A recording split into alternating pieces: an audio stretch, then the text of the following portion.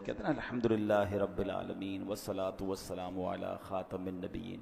یہ کوئی بھی خطبے کے الفاظ جس میں اللہ کی حمد بھی ہو، اللہ کی ثنا بھی ہو، اور اس کے بعد درود پاک پڑھ لیں. یعنی یہ اگر آپ نے نماز کے بعد کام کر لیا اور اب دعا مانگیں تو کیسی قبول ہوتی ہے کہ نبی پاک نے کیا فرمایا کہ دعا مانگ قبول کی جائے گی، سوال کر دیا جائے گا. تو یہ خاص پھر قبولیت کا وقت ہو جاتا ہے. اور ویسے بھی جمعہ کا دن ہے، آج مبارک دن ہے، اور ہم کوشش کرتے ہیں کہ ہر جمعے کو یہ حدیث پاک ایک بار پھر سن لیا کریں کہ اللہ کے نبی علیہ الصلوۃ والسلام نے فرمایا، جس کا مضمون ہے کہ جو کوئی شخص جمعہ کے دن مجھ پر 200 بار درود پاک پڑھے اس کے 200 برس کے گناہ معاف کر دیے جاتے ہیں. تو خاص درود پاک پڑھنے کا دن ہے، تو کثرت کے ساتھ درود پاک پڑھتے رہا کریں. آئیے مل کر محبت کے ساتھ بآواز بلند درود پاک پڑھ لیں. صلو علی الحبیب صلی اللہ تعالی علی محمد صلی اللہ علیہ وسلم. دعائیں ہوتی ہیں مقبول اس وسیلے سے، خدا کی خاص عنایت درود پاک سے ہے. ازل کے دن سے میرے مصطفیٰ کے چرچے ہیں، تمام دہر پہ رحمت درود پاک سے ہے. اللہ درود پاک سے سچی محبت عطا فرمائے. جمعہ کا جو بیان ہوتا ہے اس میں الحمدللہ ہم قرآن کی باتیں، قرآن کریم فرقان حمید کی کچھ آیتیں، پھر اس کے بعد اس کا ترجمہ اور اس سے ملنے والے میسج کو سمجھنے کی کوشش کرتے ہیں. آج قرآن پاک کی جو آیت ہے، میں اگر یہ کہوں تو غلط نہ ہوگا کہ قرآن کی اگر مشہور ترین آیتوں میں سے ایک آیت ہے، ویری امپورٹنٹ اور بہت کمال کی آیت ہے.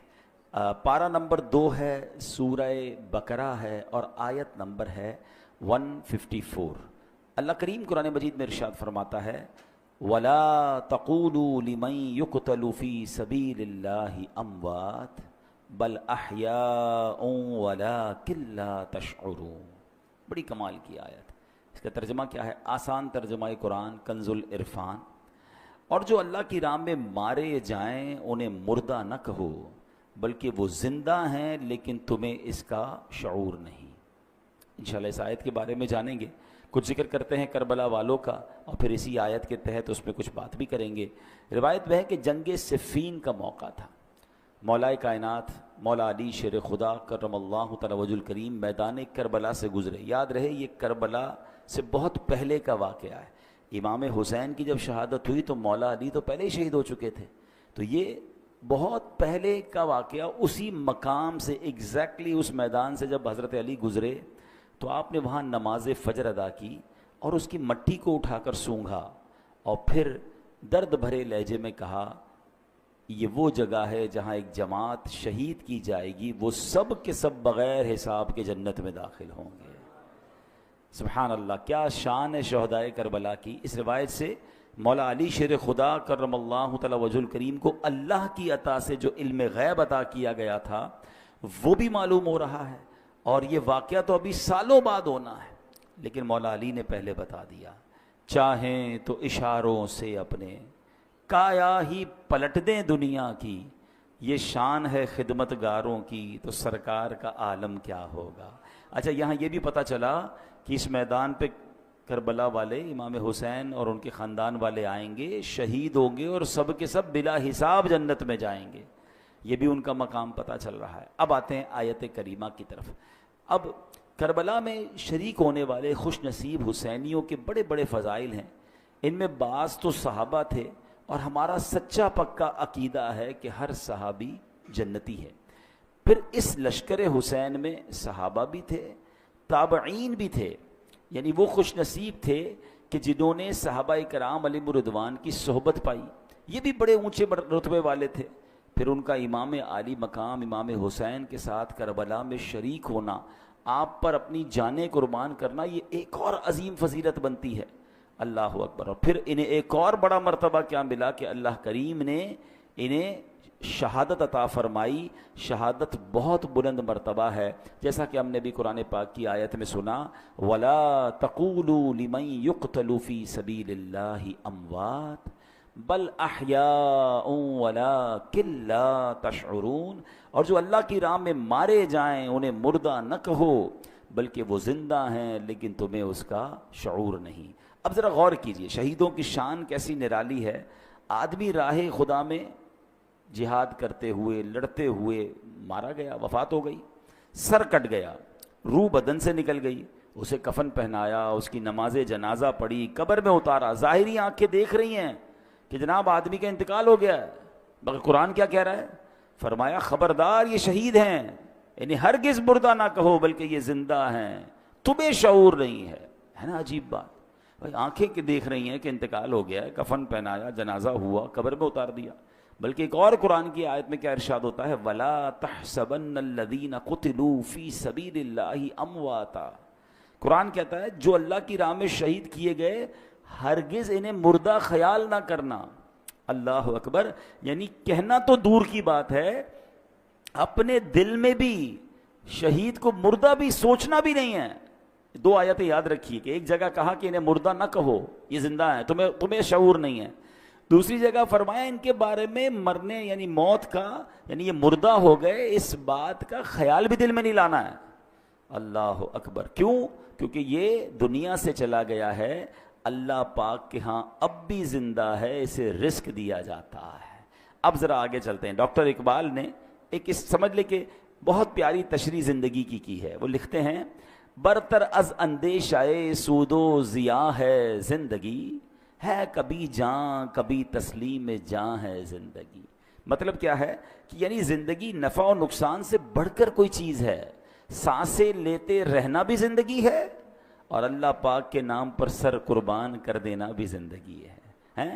موت کو سمجھے ہیں غافل اختتام زندگی، موت کو سمجھے ہیں غافل اختتام زندگی، ہے یہ شام زندگی صبح دوام زندگی. یعنی یہ غافل لوگ سمجھیں کہ بھئی موت ہو گئی تو زندگی ختم ہو جائے گی.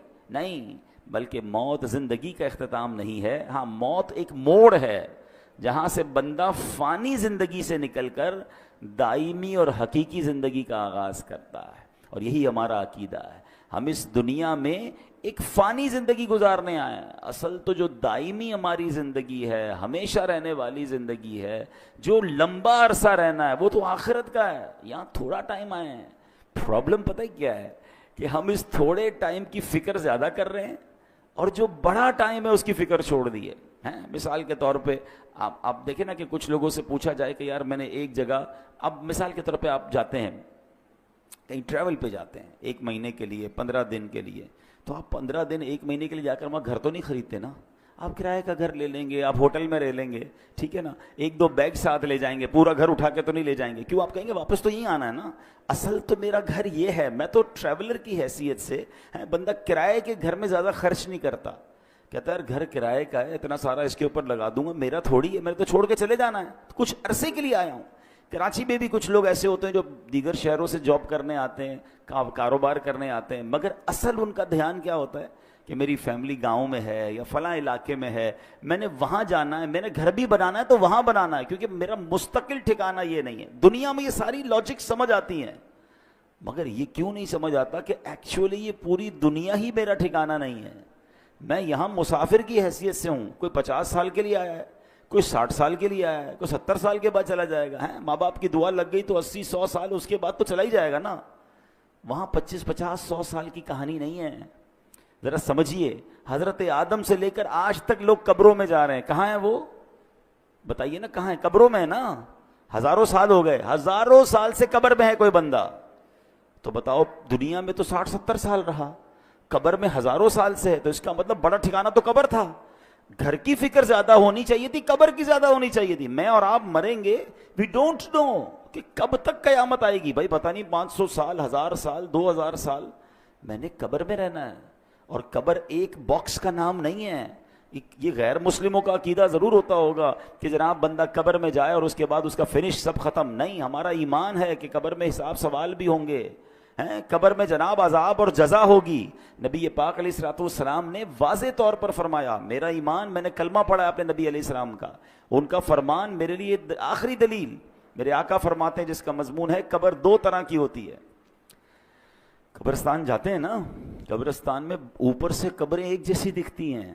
ہاں، وہ ایک جملہ ہے نا، محاورہ، قبر کا حال مردہ جانتا. بالکل ٹھیک ہے، آپ مثال کے طور پہ ڈیفینس میں چلے جائیں یا کسی ایسی سوسائٹی میں جائیں کہ جس سوسائٹی میں سوسائٹی والوں نے ایک جیسے بنگلے بنائے ہوں، تو آپ کیا کہیں گے؟ یار بنگلے دیکھ کے تو پتہ ہی نہیں چلتا اندر امیر کون ہے غریب کون ہے۔ پاکستان میں تو خیر اب ہر اسٹائل کا گھر دیکھ کر اندازہ ہو جاتا ہے۔ اگر آپ یو کے جائیں یا بیرون ملک میں کئی ایسے ملک ہیں جہاں سب گھر ایک جیسے ہوتے ہیں، اندر رہنے والے کا پتہ ہی نہیں چلتا کہ اس میں سے امیر کون ہے غریب کون ہے، کیونکہ سب کے گھر ایک جیسے ہیں۔ بالکل اسی طرح قبرستان ہوتا ہے، سب کی قبریں اوپر سے ایک جیسی دکھتی ہیں، مگر ہمیں نہیں پتا کہ کس کی قبر میں عذاب ہو رہا ہے، کس کی قبر جنت کا باغ بنی ہوئی ہے۔ میرے نبی علیہ الصلوۃ والسلام نے فرمایا نا کہ قبر دو طرح کی ہوتی ہے، دیر از نو تھرڈ آپشن۔ ہاں ایک اور بات سمجھیے، کراچی کی بات کر لیتے ہیں۔ کراچی میں رہنے کے کتنے سارے آپشنز ہیں، کتنی ساری کیٹیگریز بنتی ہیں۔ اگر غور کریں، کچھ لوگ ہیں جو روڈ پہ سوتے ہیں، غریب ہیں بیچارے، گھر نہیں ہیں، ایسے بھی آپ کو لوگ کراچی میں ملیں گے۔ کچھ لوگ ہیں جو بیچارے جھونپڑیوں میں رہتے ہیں، ان سے اوپر ہیں مگر بہت غریب ہیں، بیچارے جھونپڑیاں بنا کے رہتے ہیں۔ اور اوپر جائیں تو کچھ لوگ ہوں گے جو غریب علاقوں میں رہتے ہیں، جس کو ہم لوور کلاس کہتے ہیں، ٹھیک ہے۔ پھر اس کے بعد اس سے تھوڑا سا بہتر علاقہ آ جائے گا تو اس کو لوور مڈل کلاس کہتے ہیں، ٹھیک ہے۔ پھر اس کے بعد مڈل کلاس کے علاقے آتے ہیں، اوپر چلیں تو اپر مڈل کلاس ہے، پھر اس کے بعد اپر کلاس ہے، اور آگے جائیں تو کہتے ہیں ایلیٹ کلاس ہے۔ یہ کتنے کیٹیگری بن گئی ہیں۔ کراچی میں میرے حساب سے 15 لاکھ کے گھر میں بھی کوئی رہتا ہے اور 150 کروڑ کے گھر میں بھی کوئی رہتا ہوگا، کتنا فرق ہے نا۔ تو کیٹیگریز ہیں، مگر قبر میں دو ہی کیٹیگریز ہیں، یہ سمجھنا ہے۔ نبی پاک نے فرمایا دو کے علاوہ تیسری نہیں ہے، قبر دو طرح کی ہوتی ہے۔ اب میں نے اور آپ نے چوز کرنا ہے اسی زندگی میں لائف اچھی گزار کر کے ان دو میں سے کون سی کیٹیگری میں جانا ہے۔ آقا فرماتے ہیں یا تو جنت کے باغوں میں سے ایک باغ ہوتی ہے یا تو دوزخ کے گھڑوں میں سے ایک گھڑا۔ اب پلیز اس بات کو ریئلائز کیجئے، میں ادھر ہمیشہ نہیں رہوں گا، میرا پہلا ٹھکانہ قبر ہے، وہ تو اچھی بنے، دو میں سے ایک ہی بنے گی نا، یا تو جنت کا باغ یا جہنم کا گھڑا۔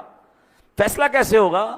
فیصلہ اس لائف سے ہوگا کہ جو دنیا میں 50 60 70 سال گزار کر لائے وہ ایسی گزاری کہ اللہ راضی، اس کے حبیب راضی، تو پھر تو جنت کے مزے ہیں قبر میں، پھر تو ٹینشن ہی نہیں ہے۔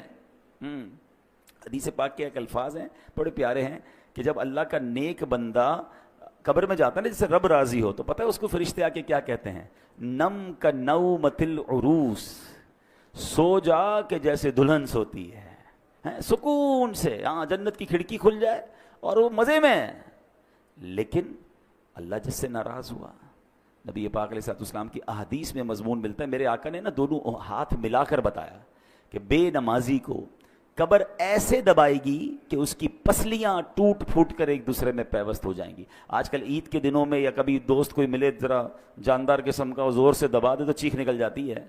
تو جب قبر دبائے گی نا تو نبی پاک نے یہ فرمایا، اب یہ تو صرف بے نمازی کی سزا ہے، سود خور ہے، ظلم کرنے والا ہے، قتل کرنے والا ہے، زیادتی کرنے والے ہیں، اللہ کو ناراض کرنے والے کام چھوڑ دیں، ہم یار ہمیشہ نہیں رہیں گے، اس بات کو سمجھ جائیں۔ میں پھر یہ شعر سناتا ہوں، کیا کمال کی بات ہے، اللہ کرے سمجھ آ جائے۔ موت کو سمجھے ہے غافل اختتام زندگی، ہے یہ شام زندگی صبح دوام زندگی۔ اصل زندگی تو اس زندگی کے بعد شروع ہونی ہے۔ میں یہاں، اچھا میں اور آپ یہاں پر آئے پھر کیوں ہیں بھائی؟ ہم ایک ٹیسٹ دینے آئے ہیں۔ Please try to understand. آپ سب نے ٹیسٹ دیے ہوں گے، آپ میں سے کوئی اسکول کا ٹیسٹ دیا ہوگا، کسی نے مدرسے کا دیا ہوگا، کسی نے کالج کا دیا ہوگا۔ ٹیسٹ روم میں ہمارا فوکس کیا ہوتا ہے؟ پیپر ٹھیک ہو جائے، کوئی اور کام نہیں کرتے۔ ادھر جا کے کوئی سوتا نہیں ہے تکیہ لے کے کہ بھائی چلو 3 گھنٹے کا پیپر ہے، 2 گھنٹے سو جاؤں اور اس کے بعد آدھا گھنٹہ کھیل کود کر لوں، آخری آدھا گھنٹہ دیکھ لوں گا، اتنی دیر میں تو گھنٹہ بچ جائے گا، چلو بھائی پیپر واپس کرو۔ ایگزیکٹلی زندگی ایسی ہی ہے۔ اور میں نہیں کہہ رہا میں کو قرآن کی آیت سناؤں گا، اور تقریباً وہ آیت سناؤں گا جو آپ سب نے کئی بار سنی ہوگی۔ وہ کون سی آیت ہے؟ اللہ قرآن میں فرماتا ہے الذی خلق الموت والحیات لیبلوکم ایکم احسن عملا۔ کچھ سنی لگ رہی ہے نا، یہ سورہ ملک میں آیت ہے۔ اللہ کیا فرماتا ہے؟ ہم نے موت اور زندگی کو اس لیے پیدا کیا کہ دیکھیں تم میں سے کون اچھے عمل کر کے آتا ہے۔ یعنی اٹ مینس مجھے اور آپ کو بھیجا گیا ہے، اور اب واپس جب جائیں گے نا تو پھر چیک کیا جائے گا کہ کون اچھے عمل کر کے لایا۔ دیٹ از دا ریزن، اس لیے آیا ہوں میں یہاں پر۔ نہیں مگر یہاں تو قبر کی فکر ہی ختم، موت کی تو بات ہی کوئی نہیں کرتا نا۔ مرنے کی بات نہ کرو بھائی، کوئی اور بات کرو، پلاننگ بتاؤ اگلے 5 سال بعد کیا کرنا ہے، 10 سال بعد کیا کرنا ہے، اگلا فیوچر کیا ہوگا، دنیا میں کیا دیکھنا ہے۔ اچھا میرے اللہ نے دنیا بھی بڑی اچھی بنائی ہے، ہمیں دنیا میں انجوائے کرنے سے منع نہیں کیا، ہمیں کھانے پینے گھومنے پھرنے فیملی کو ٹائم دینے سے منع نہیں کیا، مگر اس میں کنڈیشن ایک ہی رکھی گئی ہے، یہ سب کام کرنے ہیں حرام کام سے بچ کر۔ بچوں کو کھلائیں، اس کا ثواب ہے، فیملی پہ خرچ کریں، اس کا ثواب ہے، بچوں کو خوش کریں، اس کا ثواب ہے، اپنے دوستوں کو کھانا کھلائیں، اس کا بھی ثواب رکھا گیا، مگر نیت کیا ہے؟ تفاخر کی، غرور کی، پراؤڈ کی، لوگوں پر روب جمانے کی نہیں، نیت اللہ کی رضا۔ پھر اس کے بعد حرام کام اس میں ایڈ کر دیتے ہیں ہم، بچوں کو کھلاتے کھلاتے بچوں کو حرام جگہ پہ لے جاتے ہیں، بچوں کو خوش کرتے کرتے ان کو سنیما لے جاتے ہیں۔ خوش کریں نا، کس نے بنا کیا ہے، لیکن حرام چیزوں سے بچیں۔ تو ایسی بہت ساری ڈیٹیل ہے، لیکن میں نے بس چلے، میرا موضوع چونکہ آج شہید ہے، لیکن بات چلی تو میں اس طرف لے گیا کہ مجھے اور آپ کو بھی جس طرح دنیا میں اپنے گھر کی فکر ہے، جس طرح دنیا میں رہنے کے کل کیا ہوگا، سال بعد کیا ہوگا، 5 سال بعد کیا ہوگا، سوچتے رہتے ہیں، تو یار یہ تو سوچو قبر میں کیا ہوگا، وہاں سوالات کے جوابات دے سکوں گا کہ نہیں، میری قبر جنت کا باغ بنے گی کہ نہیں۔ اچھا قبر پہ ہی معاملہ ختم تھوڑی ہے، قبر کے بعد تو پھر محشر کا دن ہے، اور پھر آگے جنت اور دوزخ کا فیصلہ ہے۔ لیکن بڑی خوبصورت بات علماء فرماتے ہیں، قبر پہلی منزل ہے، جو ادھر کامیاب ہو گیا نا وہ آگے بھی کامیاب، یعنی پہلا ٹیسٹ پاس ہو گیا ہے تو آگے بھی خیر ہے، ادھر ہی پھنس گیا۔ حضرت عثمان غنی رضی اللہ تعالیٰ عنہ کتنی عظیم ہستی ہیں، آپ عشرہ مبشرہ میں سے ہیں، ذوالنورین ہیں، قطعی جنتی ہیں، نبی پاک سے کئی بار جنت کی بشارت سنی ہے، مگر جب قبرستان جاتے تھے نا تو زارو کتار روتے تھے، داڑھی آنسوؤں سے تر ہو جاتی تھی۔ تو کسی نے کہا آپ کے سامنے محشر کا ذکر ہوتا ہے آپ نہیں روتے، جہنم کا ذکر ہوتا ہے اتنا نہیں روتے، لیکن آپ جب قبرستان جاتے ہیں تو بہت روتے ہیں۔ تو کمال کی بات فرمائی، فرماتے قبر ہی پہلی منزل ہے، جو ادھر کامیاب ہو گیا وہ آگے بھی کامیاب ہو گیا۔ تو please try to prepare beautiful grave for you, اپنی بہترین قبر بنانے کی کوشش کرنی ہے۔ وہ پیسوں سے نہیں ہوگی کہ میں کہوں بھائی میرے مرنے کے بعد ماربل والی قبر بنا دینا، آپ ماربل نہیں سونے کی قبر بنا لیں، اگر اللہ ناراض ہے تو اندر عذاب ہو رہا ہوگا۔ باہر کا قبر کا کوئی کمال نہیں ہے، اندر کی کہانی اور ہے۔ اللہ کرے یہ بات مجھے بھی سمجھ آ جائے، یہ بات آپ کو بھی سمجھ آ جائے۔ اب امام حسین رضی اللہ تعالیٰ عنہ کی بات چل رہی ہے، شہیدوں کی بات چل رہی ہے۔ حضرت زید بن ارقم رضی اللہ تعالیٰ عنہ، شہید زندہ ہوتا ہے نا، اب ذرا سنیے گا واقعہ، میں امام حسین کا واقعہ سنانے لگا ہوں۔ صحابی رسول ہیں حضرت زید بن ارقم، کہتے ہیں جب یزیدی لشکر نے ظلم پہ ظلم ڈھایا کہ امام علی مقام کے سر انور کو معاذ اللہ جب نیزے پر اٹھا لیا گیا، شہید کر کے سر مبارک کو معاذ اللہ کٹ کر کے اب نیزے پر اٹھا کر اسے گلی گلی لیے پھرتے تھے، اللہ اکبر، وہ سمجھتے تھے کہ ہم ان کو معاذ اللہ ان کی عزت ختم کر رہے ہیں، بلکہ یہ نیزے پر سر مبارک کو لے کر گھومنا بھی ان کی عزتوں کو بڑھا رہا تھا۔ کیا خوبصورت بات شاعر لکھتے ہیں نا، سر شہیدان محبت کے ہیں نیزوں پر بلند، اور اونچی کی خدا نے قدر و شان اہل بیت۔ تو وہ کہتے ہیں کہ جب میں نے دیکھا کہ امام حسین کے سر کو لے جایا جا رہا ہے تو میں اپنے مکان کے اوپر والے حصے میں تھا، بالا خانے میں تھا، تو بدبخت یزیدی جب نبی حضرت امام حسین کے سر انور کو لے کر جا رہے تھے نا، تو میں نے امام حسین کے منہ مبارک سے یعنی سر سے تلاوت کی آواز سنی، اور آپ یہ آیت پڑھ رہے تھے سورہ کہف کی، ام حسبت ان اصحاب الکہف والرقیم کانوا من آیاتنا عجبا، کیا تمہیں معلوم ہوا کہ پہاڑی، غار اور جنگل کے کنارے والے وہ ہماری نشانیوں میں سے ایک عجیب نشانی تھے۔ اللہ اکبر، عبادت ہو تو ایسی ہو، تلاوت ہو تو ایسی ہو، سرے شبیر تو نیزے پہ بھی قرآن سناتا ہے۔ یہاں امام حسین کے چاہنے والوں کو ایک میسج بھی ہے کہ میرے امام تو تلوار پر، نیزے پر بھی قرآن پڑھتے تھے، اور آج پنجتن کے غلام کہلانے والوں کو کیا قرآن پڑھنا آتا ہے؟ اور پھر آتا ہے تو پڑھتے کتنا ہے؟ ایسا نہ کریں۔ حسینی طریقہ یہ ہے کہ ہم روز جو ہے قرآن پاک کی تلاوت کریں۔ عرب کے کسی عقل مند نے بڑی پیاری بات کہی، لکھتا ہے ان الناس یعیشون و یموتون لیکن الشہداء یعیشون و یعیشون، کہتے ہیں انسان جیتے رہتے ہیں پھر مر جاتے ہیں، مگر شہید جیتے ہیں پھر شہید ہو کر ہمیشہ کی زندگی کو پا لیتے ہیں۔ تو شہیدوں کا مرتبہ تو بڑے کمال کے ہیں. اللہ اکبر. علماء کہتے ہیں کہ شہید کیوں کہا جاتا ہے, لفظ شہید کیوں کہا جاتا ہے, تو کہا کیونکہ شہید زندہ ہوتا ہے اور اس کی روح ہمیشہ حاضر رہتی, کیونکہ شہید کے جو لفظی معنی ہے نا وہ ہے حاضر کے, ٹھیک ہے, حاضر, موجود, گواہ, یہ شہید کے ایگزیکٹلی معنی ہے. تو جو اللہ کی راہ میں شہید ہوتے ہیں ان کو شہید کیوں کہتے ہیں؟ فرمایا کہ شہید تو زندہ ہوتا ہے, اس کی روح ہمیشہ حاضر ہی رہتی ہے, لہٰذا اسے شہید کہا جاتا ہے. ایک وجہ فرمائی کہ اللہ پاک اور فرشتے اس کے جنتی ہونے کے گواہ ہو جاتے ہیں, اس لیے اس کو شہید کہا جاتا ہے. جیسے اس کی روح نکلتی ہے, جنتی انعامات دیکھ لیتی ہے, یہ روح نکلتے وقت صرف رحمت کے فرشتوں کو دیکھتا ہے, عذاب کے فرشتوں کو نہیں دیکھتا. اور شہید کے لیے فرشتے اس کے اچھے خاتمے کے گواہ ہوتے ہیں, اس لیے اس کو شہید کہا جاتا ہے. اللہ اکبر. مفتی احمد یار خان نعیمی رحمۃ اللہ تعالی علیہ نے اس کی بڑی پیاری وجہ لکھی. وہ فرماتے ہیں دیگر مسلمان قیامت کے دن حساب کتاب سے فارغ ہو کر جنت میں پہنچیں گے, اس سے پہلے کہ ان کی قبر میں جنت کی ایک کھڑکی کھولی جاتی ہے, مگر شہید وہ خوش بخت ہے کہ روح نکلتے ہی وہ ڈائریکٹ جنت میں پہنچ جاتا ہے, وہاں کی سیر بھی کرتا ہے, وہاں کے رزق بھی کھاتا ہے.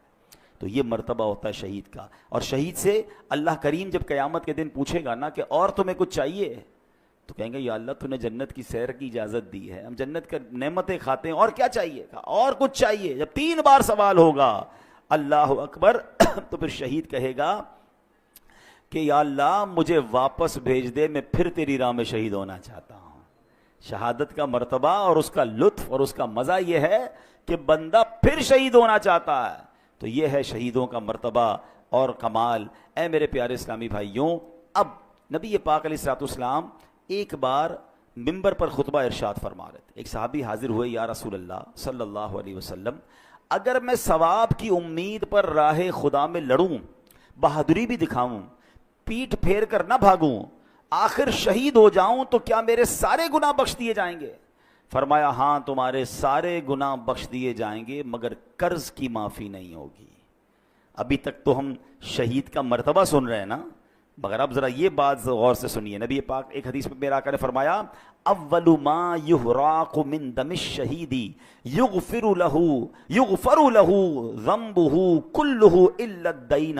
آقا فرماتے ہیں شہید کے خون کا پہلا قطرہ گرتے ہی اس کے سب گناہ بخش دیے جائیں گے, ہاں قرض معاف نہیں ہوتا. نبی پاک علیہ الصلوۃ والسلام کا یہ معمول تھا کہ جب جنازہ آتا نا تو آپ پوچھتے تھے کہ اس پر کوئی قرض تو نہیں ہے, اور جب قرض ہوتا تو آقا فرماتے میں جنازہ نہیں پڑھاؤں گا, یا فرماتے کہ کوئی قرض کا ضامن بن جائے پھر میں جنازہ پڑھاؤں گا. حالانکہ جس کے اوپر قرض ہو, اس کا انتقال ہو, اس کا جنازہ پڑھنا جائز ہے, مگر نبی پاک علیہ الصلوۃ والسلام اس کی اہمیت بیان کرنے کے لیے فرمایا کرتے تھے. تو نبی پاک نے ایک بار فرمایا, ایک جنازہ لایا گیا نا, حضرت انس بیان کرتے ہیں کہ نبی پاک علیہ الصلوۃ والسلام کی بارگاہ میں ایک جنازہ لایا گیا, تو پیارے آقا نے پوچھا کہ اس پر کوئی قرض ہے؟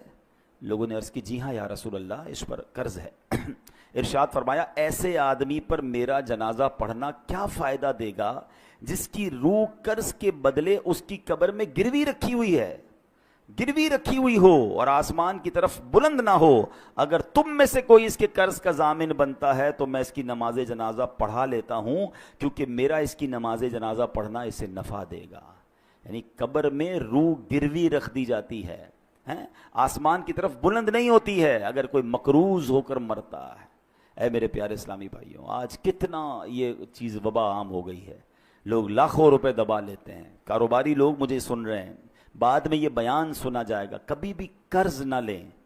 قرض کی کوشش کریں کہ آپ پر قرض ہی نہ آئے, لیکن اگر قرض لیں تو پھر اسے وقت پر ادا کریں.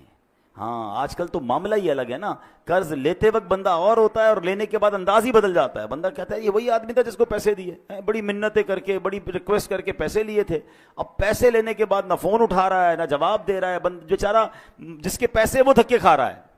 یہ نہ کیا کریں. روایتوں میں آتا ہے اگر کسی نے کسی کی رقم دینی ہے اور پیسے ہوتے ہوئے نہیں دے رہا ہے, ایک تو نا کہ ختم ہو گیا, اس کی الگ ایک پوری تفصیل ہے, لیکن اگر اس کے پاس ایسا کچھ ہے کہ اپنا سامان بیچ کر اپنی تمام چیزیں بیچ کر قرض ادا کر سکتا ہے تو اس کو کرنا پڑے گا, ورنہ ہر لمحے گناہگار ہو رہا ہے, اس کے گناہوں کا میٹر شروع ہو رہا ہے. تو کبھی بھی ایسا نہ کریں. قرض لیں تو اچھی نیتوں سے لیں, وقت سے پہلے لوٹائیں. پھنس گئے ہیں تو جواب تو دیں. रिप्लाई तो दें, उसके पास जाकर माजरत करें उससे कि भाई मैं परेशान हूं, मुझे थोड़ा और वक्त दे दो। लेकिन अब तो मामला ही अलग है, बंदा ही गायब हो जाता है। आज गायब हो जाओगे फिर क्या होगा कब्र में? पता है कयामत के दिन इन पैसों के बदले नेकियां देनी पड़ेंगी। वहां पैसे नहीं होंगे कि भाई या अल्लाह मैंने इसके 2 लाख लिए थे, मैशर के दिन मैं 2 लाख दे रहा हूं। नहीं, वहां चेकबुक नहीं होगी। वहां क्या होगा? रिवायतों में आता है कि जो आला हजरत इमाम अहले सुन्नत लिखते हैं कि जो किसी के 3 पैसे जानबूझकर दबा ले। 3 पैसों की वैल्यू क्या है? आजकल तो लोग पता नहीं कितना जमीनों पर कब्जा कर रहे हैं, पैसे दबा रहे हैं। फरमाया उसे कयामत के दिन 700 मकबूल बा जमात नमाजें देनी पड़ जाएंगी।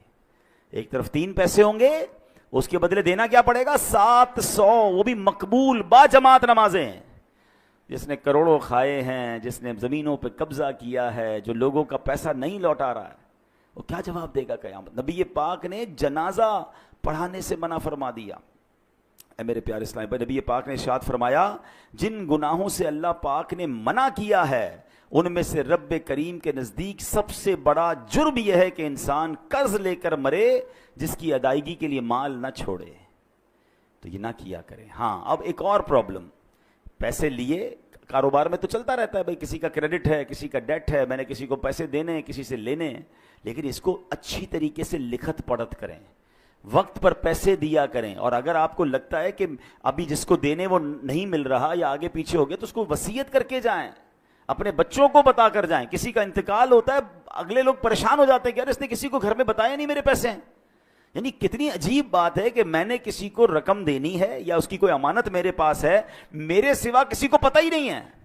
ये बहुत बड़ी बेवकूफ़ी और जहालत है जो अज़ाब कब्र में गिरफ्तार कर सकती है। भैया अगर आपको किसी ने अमानत दी है, कोई रकम दी है, तो आप लिखें उसको, अपने बच्चों को बताएं, उसको भी बता दें कि भाई मुझे कुछ हो गया तो ये मेरा बेटा है, ये मेरी फैमिली है, तुम्हें यहां से मिल जाएंगे, ताकि उसको भी तसल्ली हो। आजकल तो अच्छा ये भी हमारे लोग भी बड़े भोले भाले हैं, करोड़ों रुपए का कारोबार करेंगे, घर में किसी को नहीं जानते, सिर्फ उसी को जानते हैं, ना उसके बेटे का पता, ना घर का पता, बाज़ों का तो घर किधर है ये भी नहीं पता। तो अगर जीने की तमन्ना है तो कुछ पहचान पैदा कर, है तभी तो शरीयत कहती है ना कि लिखत पढ़त कर लें, कोई कॉन्ट्रैक्ट कर लें, 2 गवाह होने चाहिए, कल कुछ हो गया तो आपके पास कोई चीज तो हो। यहां हमारी भी गलती होती है, लेकिन बिलखुसूस उन लोगों को सोचना चाहिए कि जिन पर लोगों का आता है और उन्होंने देने का इंतजाम प्रॉपर नहीं किया, क्योंकि हम तो चले जाएंगे। अभी मैंने बहुत तफसील से बताया कि कब्र कितनी बड़ी हमारी मंजिल है। कब्र में अगर हम अजाब से बचना चाहते हैं तो अपने ऊपर कर्ज छोड़ कर ना जाएं, और अगर कर्ज छोड़ कर जाएं तो उसकी वसीयत हो, उसका इंतजाम हो, उसकी सबसे पहले देखें ना, मैयत के इंतकाल के बाद शरीयत का हुक्म क्या है कि उसका माल वरसा में बाद में तकसीम होगा, पहले उसका कर्ज अदा किया जाएगा। लेकिन मैंने अगर कर्ज बताया ही नहीं किसी को, घर वालों को, और बाद में घर वालों की तरबियत भी नहीं की, भाई अब्बू मर गए, भाई अब अब्बू से बात करें, हमने नहीं देना। बेटे भी ऐसे कह देते हैं। उन बेटों को भी चाहिए, उन औलाद को भी चाहिए कि अपने बाप पर, मरहूम पर बोझ ना रखें कर्ज का। कि आपने हदीस पाक सुन ली है कि नबी पाक ने जनाजा पढ़ाने से इनकार फरमाया। इससे बड़ी तंबी क्या हो सकती है? अल्लाह करे कि ये बात हमें समझ आ जाए। हम शहीदों के हवाले से बात कर रहे थे, अब यहां पर हम देखें ना, आज के दौर में तो जिहाद करना, दुश्मन फौज से लड़ना इस्लामी रियासत में पहले फौज का काम है। तो अल्लाह पाक हमारे इन फौजी जवानों को सलामत रखे जो हमारी सरहदों की हिफाजत करते हैं और अल्लाह की राह में शहीद होते हैं। लेकिन हम कैसे शहीद का रुतबा पाएं? हम तो सिविलियन हैं। सुभान अल्लाह, हमारा इस्लाम कितना कंप्लीट है। अब सुनिए, नबी पाक अलैहिस्सलाम ने क्या खूबसूरत फरमाया, मन सअलल्लाह शहादत मुखलिसन आताहुल्लाहु अजरा शहीदिन व इन माता अला फिराशिही। मेरे आका फरमाते हैं, मुस्नद इमाम अहमद की हदीस, कि जो सच्चे दिल से शहादत की दुआ करे वो अगरचे बिस्तर पर ही मर जाए, अल्लाह पाक उसे शहीदों वाला सवाब अता फरमाएगा।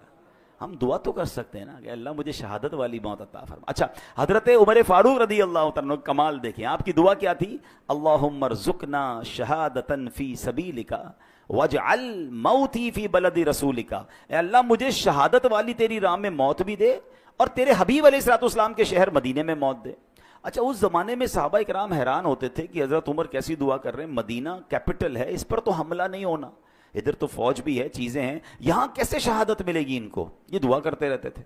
अल्लाह ने कैसी दुआ कबूल की कि ऐन मदीना पाक में मस्जिद नबवी के अंदर मुसल्ला रसूल पर امام حضرت عمر فاروق نماز فجر پڑھا رہے ہیں. آپ جگہ تو دیکھیں, مسجد نبوی, نبی پاک کا مصلی اور فجر کی نماز کی امامت کر رہے ہیں, اور اس نماز کے اوپر آپ پر, نماز کے دوران آپ پر حملہ ہوتا ہے اور اللہ کریم آپ کو شہادت کا مرتبہ عطا فرماتا ہے.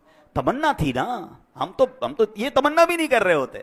تو شہید, اگر شہادت کا رتبہ, ہم دعا کریں اللہ سے, اللہ پاک کریم ہے, ہمیں موقع مل سکتا ہے. اسی طرح بہت خوبصورت ایک حدیث ہے, حضرت عبداللہ ابن عمر سے روایت ہے کہ رسول ذیشان مکی مدنی سلطان صلی اللہ علیہ وسلم نے فرمایا, جو چاشت کی نماز پڑھے, ہر مہینے 3 روزے رکھا کرے, سفر ہو یا حضر, یعنی سفر میں ہو یا گھر پہ ہو, کسی حال میں بھی نماز وتر نہ چھوڑے, اس کے لیے شہید والا ثواب لکھ دیا جاتا ہے. تو یہ 3 کام غور کر سن لیں کہ چاشت کی نماز. اچھا, اشراق اور چاشت بہت پیاری نمازیں ہیں, بڑے اس کے فضائل ہیں, اور یہ ہم کب پڑھ سکتے ہیں؟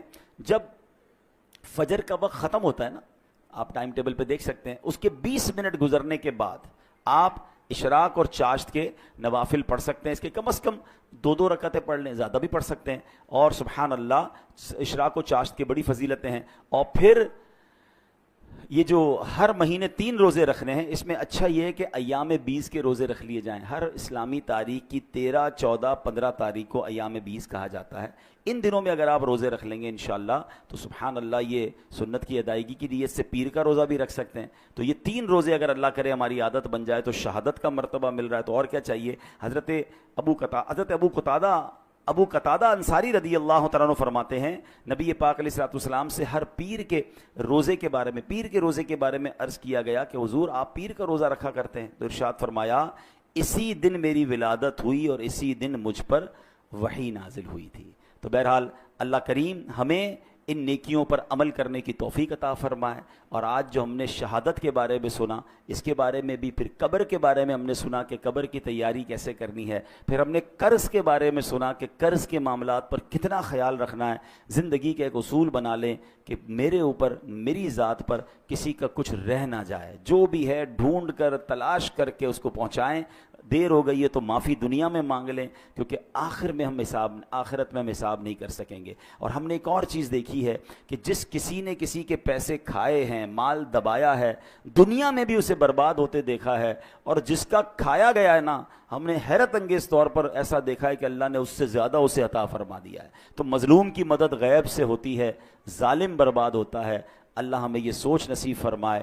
اور یہاں پر ایک آخری بات کر کے اپنی گفتگو ختم کرتا ہوں کہ ہم نے قرآن کی آیت سے اپنے بیان کو شروع کیا تھا کہ اللہ کی راہ میں شہید ہونے والے کو مردہ نہ کہو, تمہیں شعور نہیں ہے وہ اللہ کی بارگاہ میں زندہ ہیں. تو اب ذرا ٹیکنیکلی اور لاجیکلی سمجھ لیں کہ اگر کسی نبی کا امتی شہید ہو جائے, ٹھیک ہے, وہ شہید ہو جائے تو وہ اللہ کی بارگاہ میں زندہ ہے, تو پھر نبی کی جو زندگی ہے اس کا عالم کیا ہوگا. وہ تو اس امت کے بھی آقا ہیں. تو سبحان اللہ, احادیث میں بھی یہ مضمون ملتا ہے کہ اللہ نے زمین پر حرام قرار دیا ہے کہ وہ انبیاء کے جسموں کو کھائے. انبیاء حیات ہوتے ہیں اور وہاں انہیں رزق دیا جاتا ہے. یہ کمال ہے اللہ کی عطاؤں سے. تو بہرحال آج قرآن و حدیث کے ذریعے ہم نے یہ شہید کے فضائل سنے ہیں.